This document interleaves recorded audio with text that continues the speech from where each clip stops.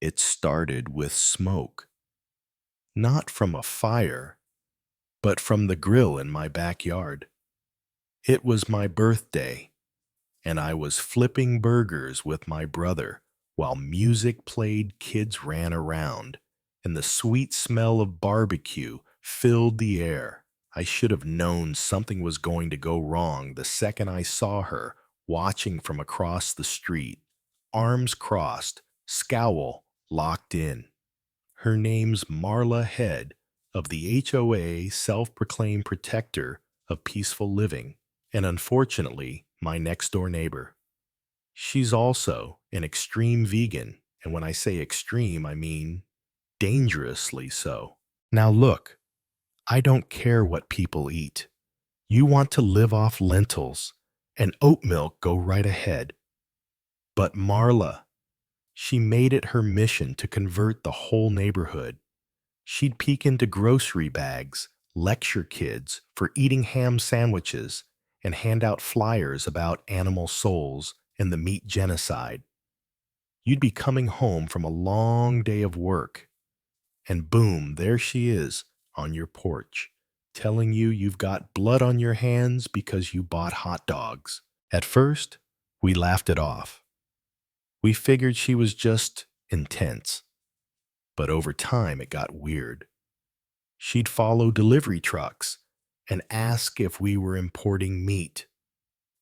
She filed bogus HOA notices about unsanitary meat odors and even pushed for a community-wide meat ban.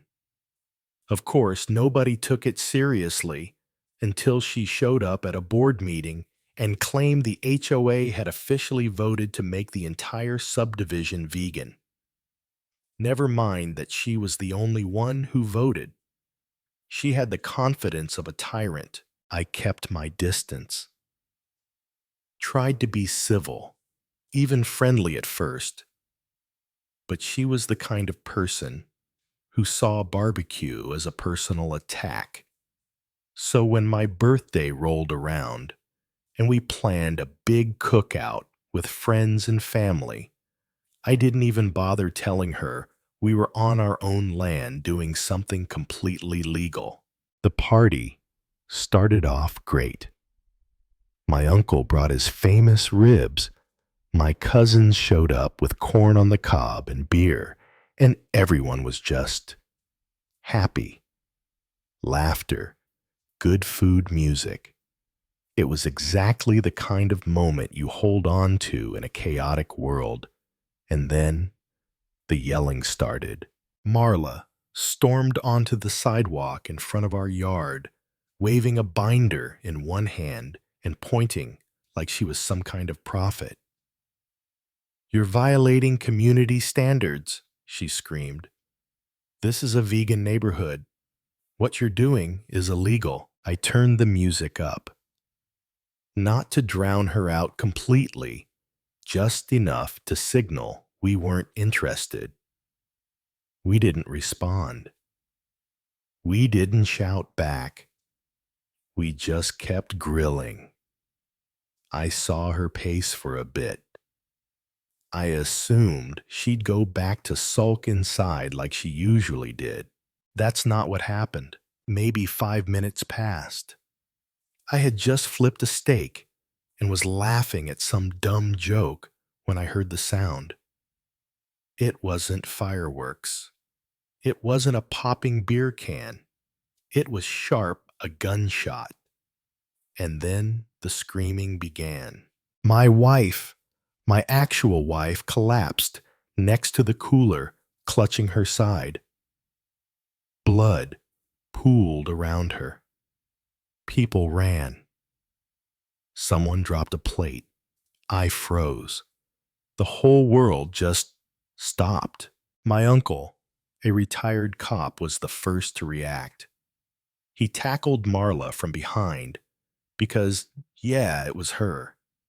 She'd gone inside, grabbed a pistol, and walked right back out with it, like she was going to enforce some kind of dietary martial law. She hit the ground hard, screaming that she was being assaulted and that we were criminals. I'm defending the animals, she shouted. I'm upholding the HOA rules. They're eating murder. It took everything in me not to lose it right then and there. But I had my hands full, literally, with my wife trying to stop the bleeding with whatever we had nearby. My uncle kicked the gun away while holding her down until the police arrived. The ambulance got there fast. My wife was still breathing, thank God. The bullet had gone through clean and missed anything vital. But the damage, physically, emotionally, was done. I sat in that hospital room, holding her hand completely numb. Later that night, we gave our statements. We pressed charges, obviously. The cops took Marla in, but she didn't go quietly. She kept repeating that she had no choice, that she was preserving the sanctity of the neighborhood, that if animals can suffer for meat, so should we. I swear, it was like listening to a cult leader crack on live TV. Then came the kicker, that gun. Not even hers.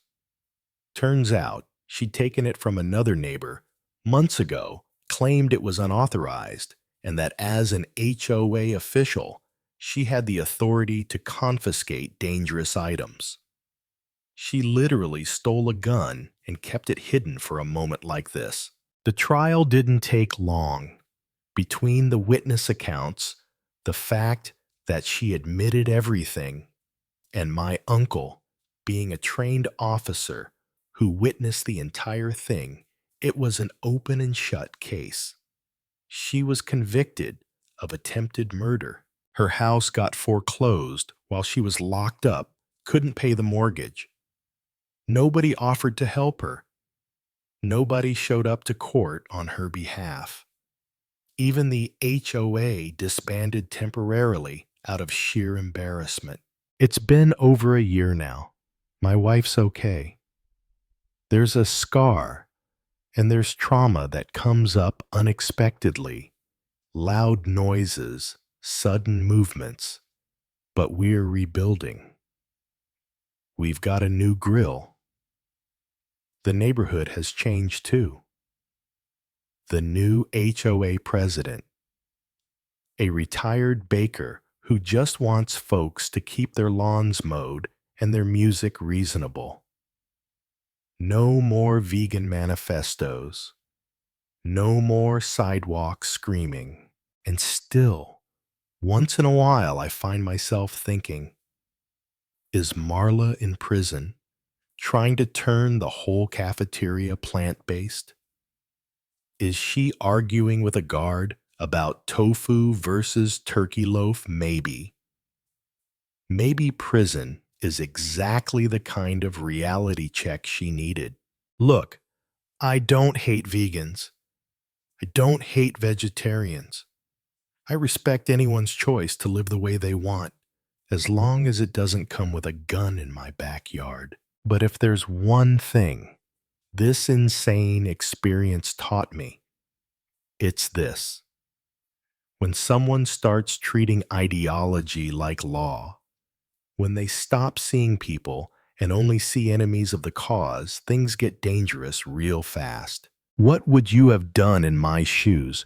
Do you think HOA boards should have more oversight to prevent this kind of abuse? And where's the line between passionate belief and straight-up fanaticism? Let me know in the comments. I really want to hear your thoughts. This wasn't just a story, it was a warning. And if you made it this far, go ahead and like the video, subscribe, and hit that bell. You never know which barbecue might turn into a battlefield. And I've got plenty more stories where this one came from.